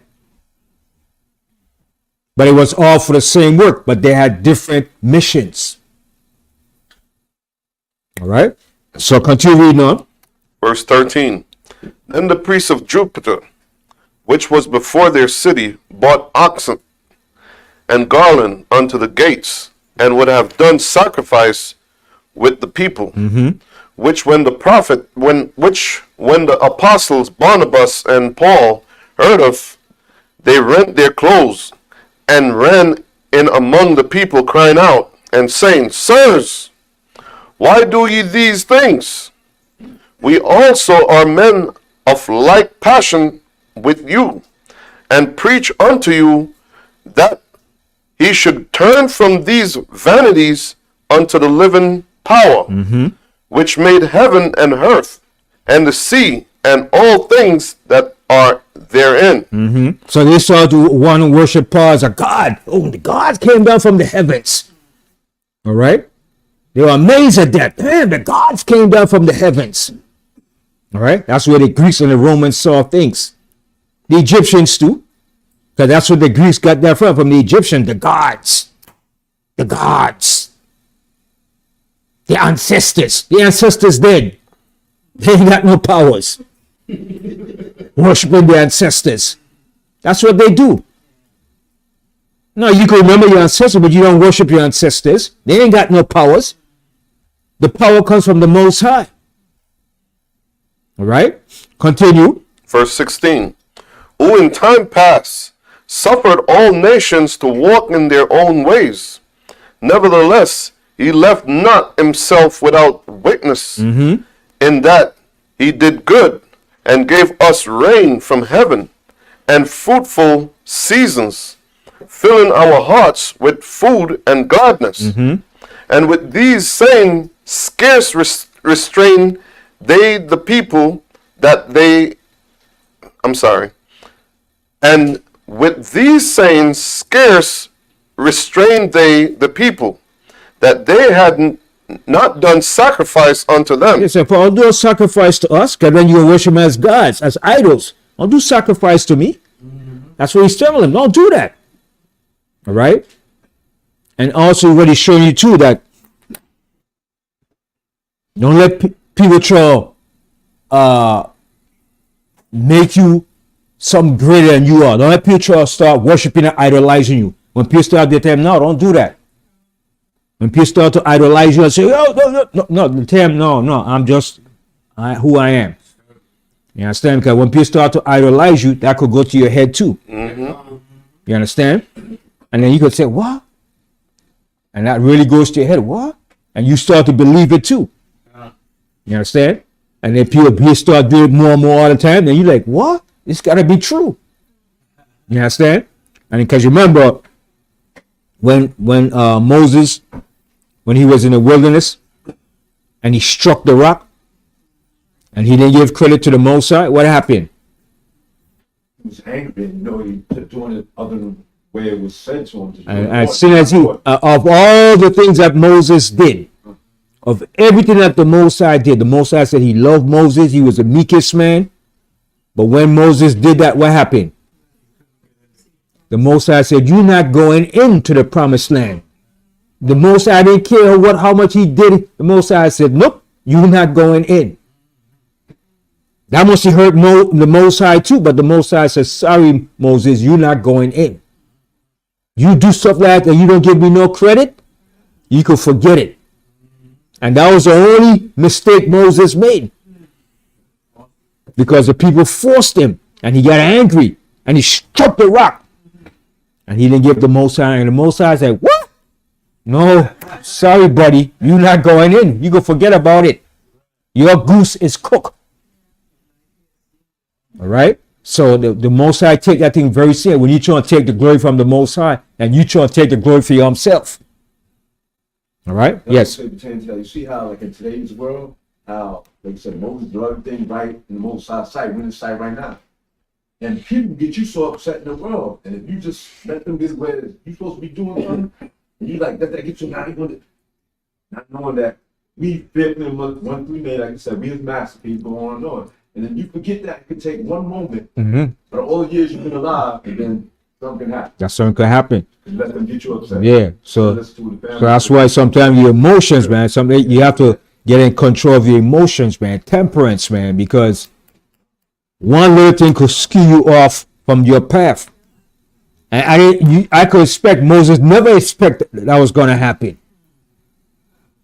But the people got him so uptight and mad and frustrated, man. They was driving Moses up the wall, man. Negroes? There was a time when he was like, these people are almost ready to stone me. Yeah. And then he still had mercy upon him. He interceded for the Most High. No, don't do this thing, Most High. But Moses loved the people, loved his people. But then your own people get you so uptight and mad, man. When he struck that rock, the Most High said, oh no, Moses. And that was the only one mistake that he did. Sometimes your one mistake could cause you two. All right? Sometimes the Most High could wink at it. Sometimes he said, nope. That one mistake when he didn't glorify the Most High, when he struck that rock. When I read that, man, I was like, I had to like back up like, whoa. And look at that thing, man. The Most High is serious, man. Most High is no joke, man. You understand? And the Most High didn't cry no. The Most High, no, sorry, Moses. You're going to go up on Mount Nebo and you're going to die up there. I love you, you my man, but no. What I say goes. You understand? So that's what the scripture said. For everything that was written aforetime was written for our learning through patience and comfort of the scriptures. We might have what? Hope. Hope is a powerful thing. All right. So continue. Verse 19. So I'm going to end this class here. I want to continue maybe next week, Most High willing. So we're going to end at 2:30. All right. So continue reading that. And there came thither certain Jews from Antioch and Iconium. Here, your 19th verse, right? Yes, sir. Who persuaded the people, and having stoned Paul, drew him out of the city, supposing he had been dead. So they thought he was dead. They stoned him. Okay? So Paul went through a lot of stuff, man. Yes. And those were pebbles. See? No. Those are some stones, man. You had some bright goodness up in there, man. Okay? You had some bright goodness up in there, man. He wasn't throwing tomatoes. No. They were throwing them stones, man. So you know he got hit. Yeah, he got hit, man. You know? All right. Go ahead. Verse 20. Howbeit, as the disciples stood around about him, he rose up and came into the city, and the next day he departed with Barnabas to Derbe. See? And he got up because he had a mission. He understood his mission. And nothing was going to deter him from that mission. All right. Go ahead. And when they had preached the gospel to that city, and had taught many, they returned again to Lystra. They went back again to the same place they stoned him. Who the hell is going to do that? You understand? You don't think twice about doing that. All right, go ahead. And to Iconium, and to Antioch, confirming the souls of the disciples, and exhorting them to continue in the faith. See what he told him? To continue in the faith. All right? Continue in the faith. Go ahead. And that we must, through much tribulation, enter into the kingdom of the Most High. And that's how we're going to enter into the kingdom, through much tribulation. You're saying it could come from your family, from your loved ones, it could come from friends, people on your job. It could come from any direction. All right? But you're going to go through that tribulation. But you have to have that faith. Faith. To make it. And not give up. Have that hope. All right? From there, go to 1 Peter. 1 Peter 4 and 12.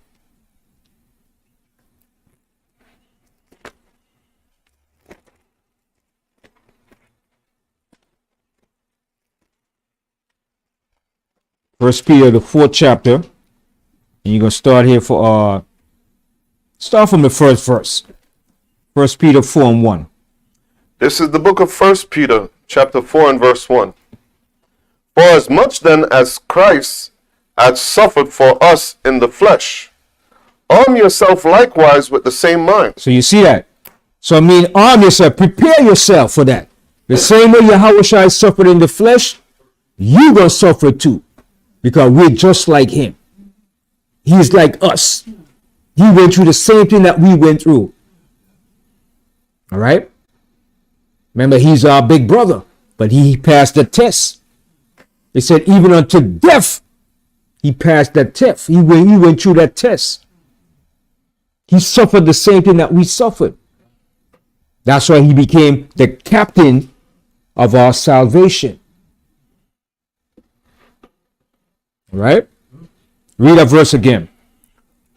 For as much then as Yahushua had suffered for us in the flesh, arm yourself likewise with the same mind. See, with the same mind. Okay, go ahead. For ye that had suffered in the flesh had ceased from sin. And that also helps you to cease from sin. That's going to bring you to a higher level.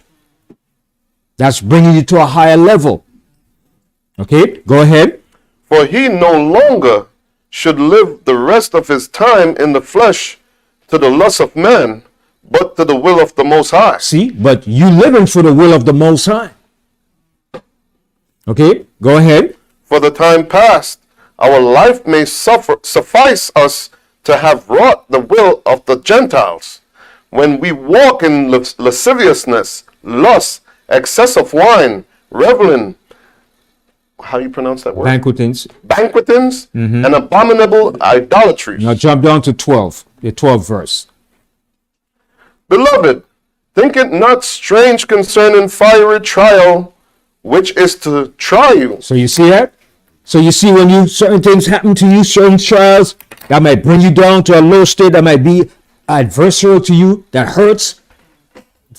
Don't think it's strange when you see a fiery trial. That's also part of that walk.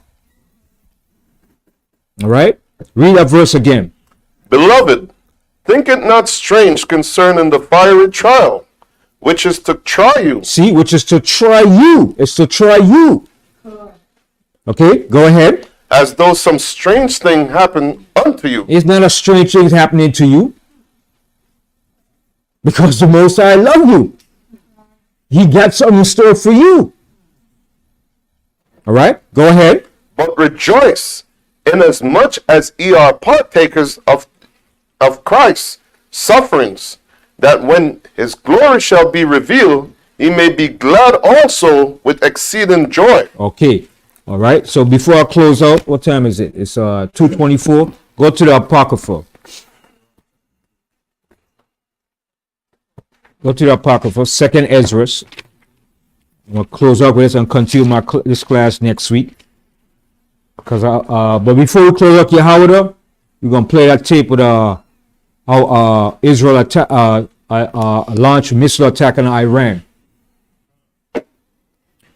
All right, so Second Ezra, the 7th chapter.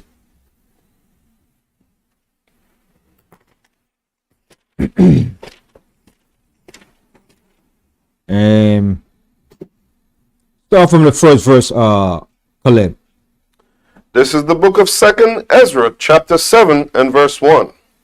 And when I had made an end of speaking these words, there was sent unto me the angel which had been sent unto me the night afore.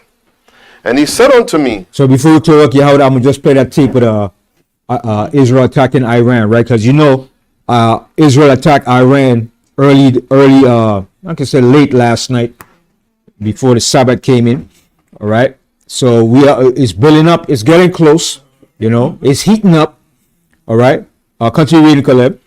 verse 2. And he said unto me, Up, Ezra. So let them know what book you in. 2nd Ezra, chapter 7 and verse 2. And he said unto me, Up, Ezra, and hear the words that I am come to tell thee. So the Most High said, Up, Ezra, hear the words I am come to tell you. He said, now stand up. I want you to listen good. What I'm going to tell you, Ezra. Go ahead.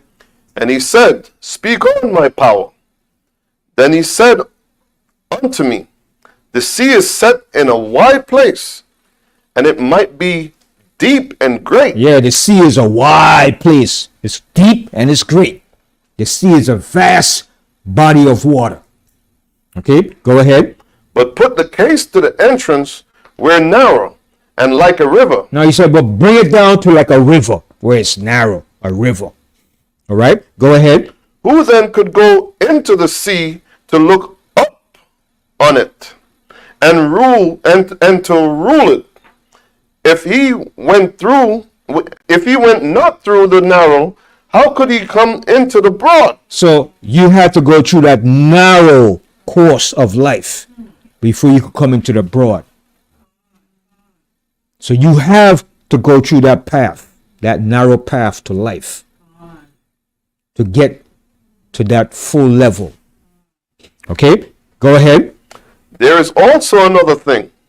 A city is built and set upon a broad field, and is full of all good things. The entrance, therefore, thereof is narrow. The entrance to that sea is narrow. All right, go ahead. And is set in a dangerous place to fall, like as if there were a fire on the right hand and on the left a deep water. All right, so now you got a choice now. Are you going to fall to the left? Are you going to fall to the right? Or are you going to go straight through that narrow course to make it? What choice are you going to make? You got to go straight through in order to achieve that ultimate reward and that gift. That's for you. If you fall to the left, you're going to drown. You fall to the right or vice versa, you're going to get burned. So now the choice is yours. The ball is in your hand now. What you going to do with it? All right, read that verse again. Verse 7. The entrance thereof is narrow, and is set in a dangerous place to fall, like as if there were a fire on the right hand, and on the left a deep water. And and one only path between them both, even between the fire and the water, so small that there could but one man go through at once. You have to go through that one at a time. You yourself. You have to go through that. All right. So now, what they call it in life? What they call it? What's the term they use? No, it's a term they use. Remember when we came from Africa? It's a term they use. We have to go through. No, it's a term they use. It's a term they use.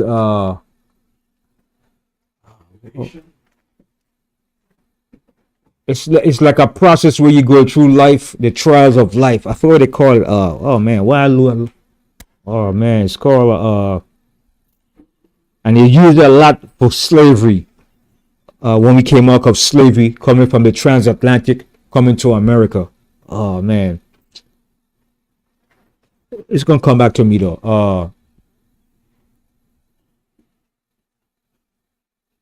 You know, with the term they use that a young man, he has to go through something.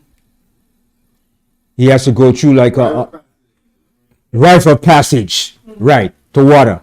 The rite of passage. That's what we all got to go through in life. That's the exact word, to water.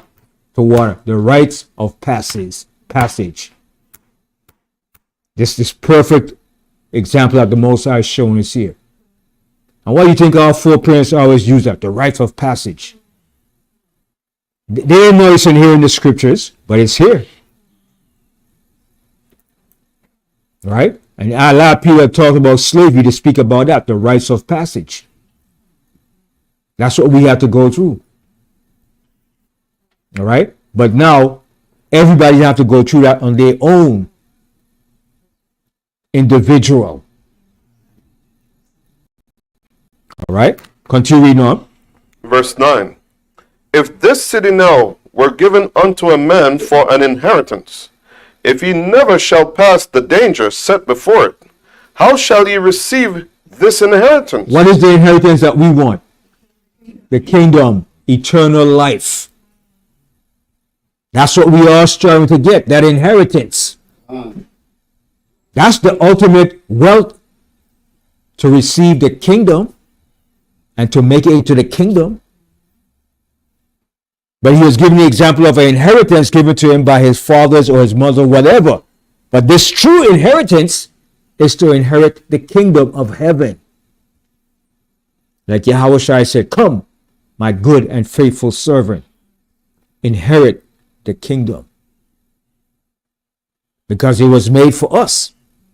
But we had to go through what? That fire. All right, go ahead. Verse 10. And I said, it is so, Adawan. Then said he unto me, even so also is Israel's portion. See, that's our portion. All right, so the Most High was showing him, each one of us as Israelites have to go through this process of life. Because he was asking the Most High, why? Why are we in this condition? What happened to us? If we are your people, what the hell happened? And Ezra was asking the Most High, he was grilling the Most High with questions, man. Most High said, wait, back up, man. Most High said, wait, back up. I tell you what, bring me back yesterday now, Ezra, and tell me a word of a flame. He said, I can't do that. So the Most High said, okay, now, I'm going to show you something now. Because he was asking the Most High questions. He wanted to know, man. And these were practical questions. Practical questions. Basic common sense questions, man. And he was grilling and asking the Most High, man. He wasn't letting up, man. All right? Go ahead. Verse 11. Because of their sake I made the world. And when Adam transgressed my statutes, then was decreed that now is done. And what was that decree? The punishment upon us, the condition of life that we're facing. Then that decree was placed upon us. All right, go ahead. Then were the entrances of this world made narrow, full of sorrow and travail. See? And then that's when all the problems of hell came upon us. Okay, go ahead. They are but few and evil, full of perils, and very painful. And it's painful. Okay, go ahead. For the entrances of the elder world were wide and sure, and brought immortal fruits. If then they that live labor not to enter these straight and vain things, See, so that's what we have to do. We have to labor. We got to fight to enter into that straight and narrow. And also get Matthew 7:13. All right, hold this and get Matthew 7 and 13. Yes, I was gonna say read that 21 to 7. yeah, I'm read on to it too. Yeah, you understand? Because that's the condition that all of us is in right now. Hold this, and we're coming back to that and get Matthew 7:13. this is the book of Matthew, chapter 7 and verse 13.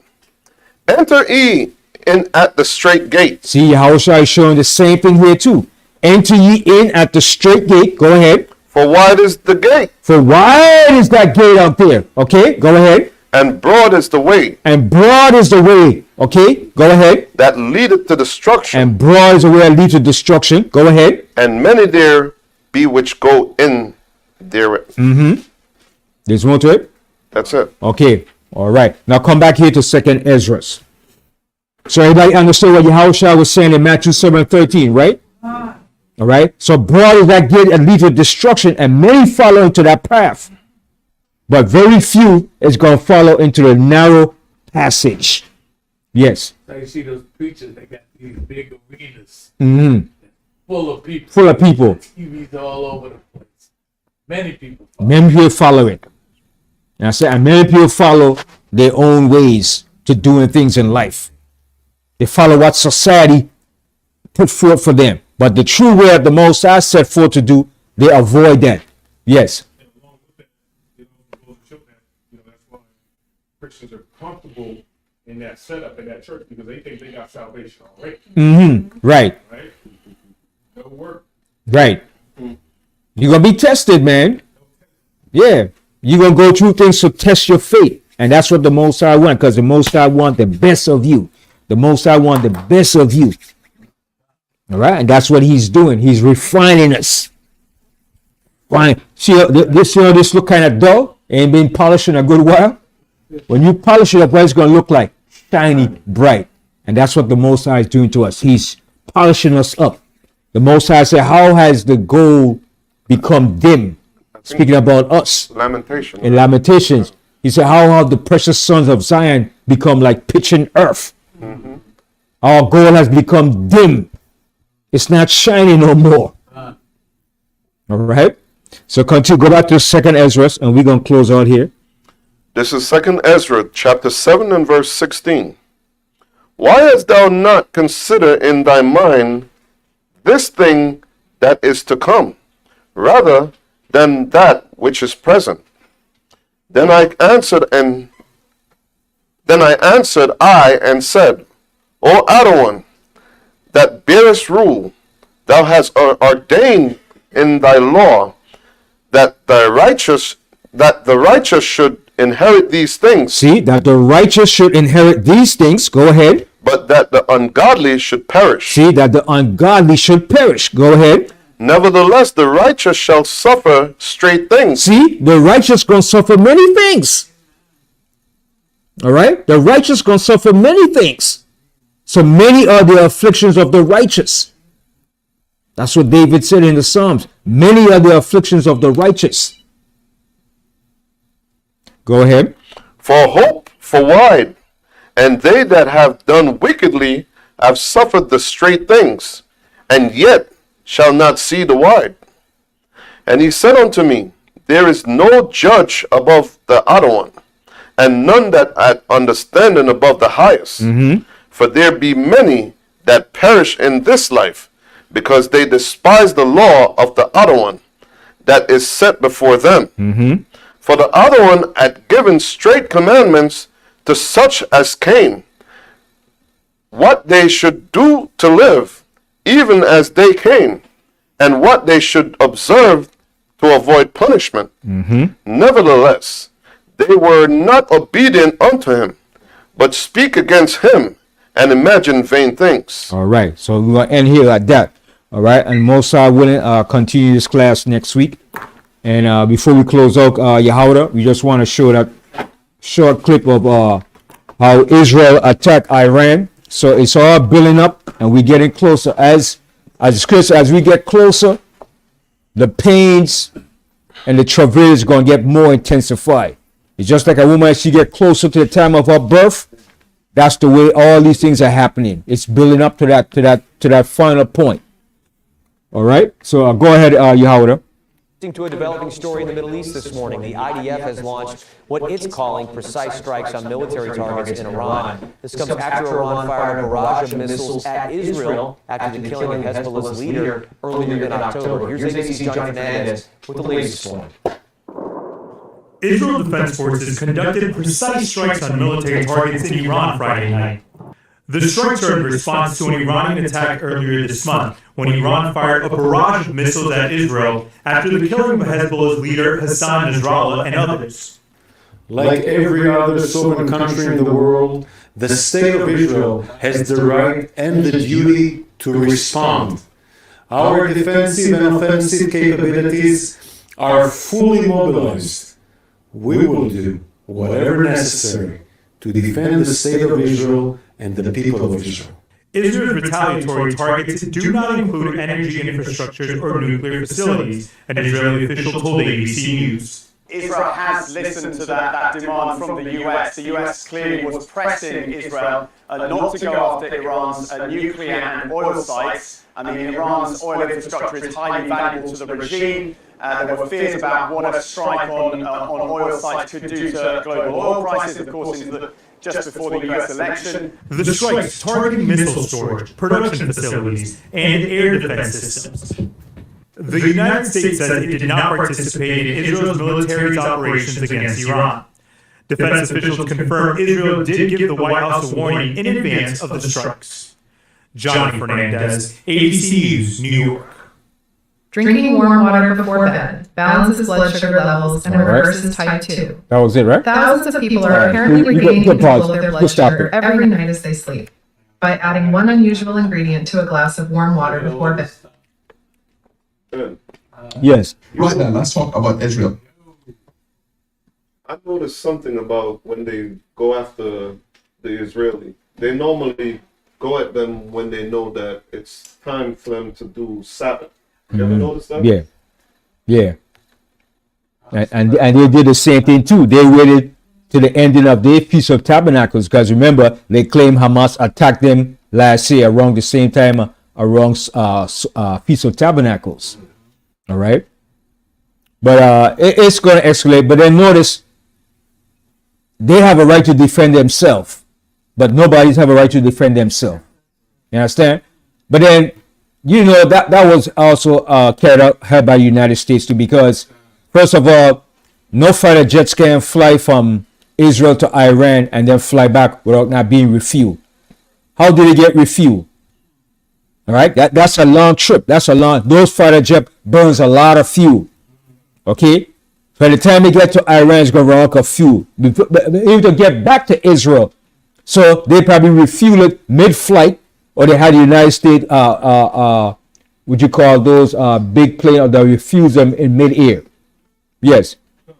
Make sure they say in these casts that the U.S. is not involved, but they'll get another $50 billion. Mm-hmm. Just gave them another $50 or $100 billion. Right. So they're prostate. Right. And no F-16 or F-35 can't fly that long distance and then fly back to Israel. No. You understand? And they didn't use their missiles that they shot from Israel. But they're not telling you what they used, but they probably used an F-35 or F-16, something like that. All right? Yeah. Yeah, what they were saying, I heard them telling that America, they didn't say it in many words, but America gave them starch warning that do not bomb the nuclear facilities and the oil facilities. Mm-hmm. Not, because so far it's been going crazy. Mm-hmm. They don't care what they bomb. Right. But they told them when you go to Iran, do not. And they obeyed that. Right, they obeyed. So I showed you the United States got cut off the flow of money and weapons whenever they choose to, but they don't want to. Everything they're doing, the United States gave them the orders to do it because they're all the same people, bunch of Europeans, bastards, Edomites. So they're gonna look out for their own, but that's gonna cause them to end up going into that third world war. You understand? They're not gonna avoid this judgment. That's their judgment. Yes. Just earlier this week, Iran officially became a member of BRICS. A BRICS, yeah. They literally just a few days ago Yeah. had the announcement that they're now officially. Your BRICS, yeah. So, I know under NATO law that if you attack one member of NATO, they all basically have to go into war. Right. Support one another, yeah. Wouldn't that be like a war, like a start? I guess so. I guess it's building up. You know what I mean? But it's not close, brothers and sisters. We in a time, in the most perilous time upon the face of the earth. All right? So it's going to be a lot of things happening. But you just have to keep your faith and stay focused. Yes. I always say the thing wrong. He was just over at the UN and telling them that they need that region, right? The shipping lanes. Right. So they want to clear out all the Muslim world, all And take all the land. Your geopolitical. They want Lebanon, they want Saudi Arabia. They saying they have claim to all that land. Right. Yeah, they claiming what the Most High said he was going to give to us. So they jumping ahead of doing it before the Most High. But that's going to drag them down to their own destruction. And they don't know that. That's going to be their ultimate destruction because after a while, all the whole world's going to be tired of what they're doing. You know what I'm saying? And the Most High is going to cause the Arab nations to work together. And the coalition already being formed by Russia is going to back them, the African nations, and eventually it's going to be triggered off. You know what I mean? So it's just a build up. It's not going to stop. Remember, an election is coming up in like 10 days. So you know something is going to go down in 10 days. But like I said, Teflon Don they're going to put Teflon Don back in there. All right? That's their due to put Teflon Don back in there. Oh, who knows? Maybe they might cancel the election. Who knows? But I figure and believe they're going to put Teflon Don back in office to fulfill prophecies. All right? Huh? I believe that too. All right. So with that, we're going to end up and close out here. Yes. Did you see when Netanyahu was at the United Nations and then he started quoting scripture? All the Muslims, people stand up and just started Walk out, yeah. Because they see that they know. the Bible and say, don't forget Amalek. They just waved about we started walking out. Yeah, the nation's getting tired of them. They're tired of them. The whole earth's getting tired. They're tired of the rhetoric of their nonsense and their lie. Yeah. All right. So with that, I say shalom. Shalom Israel. Most are willing. Continue this class next week. Shalom.